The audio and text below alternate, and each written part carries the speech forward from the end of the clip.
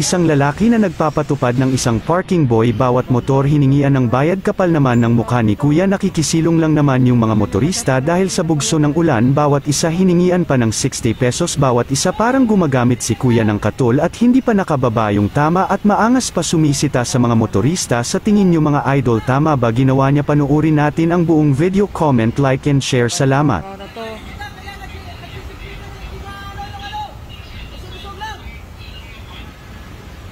Grabe, mas malupit pa sa mga traffic enforcer to, mga idol. Kaya nga yung bayad nyo, bakit kasi kayo umalis? Kagaya yung kanina, yung umano doon, hindi nagbayad eh, bigla lang umalis. Bayad saan, sir? Sa parking. Parking? Ay boss, teka lang, sisingilin ko lang ito sa huwag muna kayo dyan umalis. Yung sa bayad. Bayad saan po? Dito sa pagparking. Wala na pong bayad yung parking. Para kayong mga daig nyo pang traffic enforcer eh, na nangungutong kayo eh, di ba? Nakikisilo nga yung tao, kukutungan niyo pa.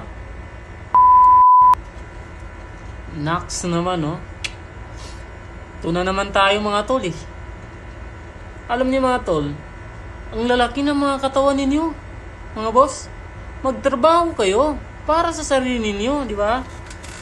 Hindi yung para kayong mga daig nyo pang traffic enforcer eh, na nangungutong kayo eh, di ba? Nakikisilo nga yung tao, kukutungan niyo pa. Nakapakano nyo naman mga boss, di ba? Wala ba kayong ano? Parang yan lang ba yung hanap buhay ninyo? Na yung mga taong naghahanap buhay, nakikisilong lang, pinagkikitaan ninyo? Sa inyo ba yung ano na yan? Yung silungan na yan? Para sa mga taong dumadaan dyan na inaabutan ng ulan, mga tol. Ha?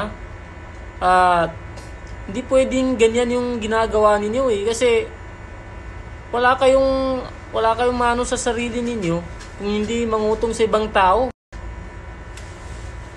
Kailangan nyo din gumapang mga boss, di ba? Galaw-galaw din minsan, wag lang umaasa dyan, di ba? Talagang paano kung mahuli kayo ng mga ginagawa ninyo? Ngayon trending kayo mga boss, di ba?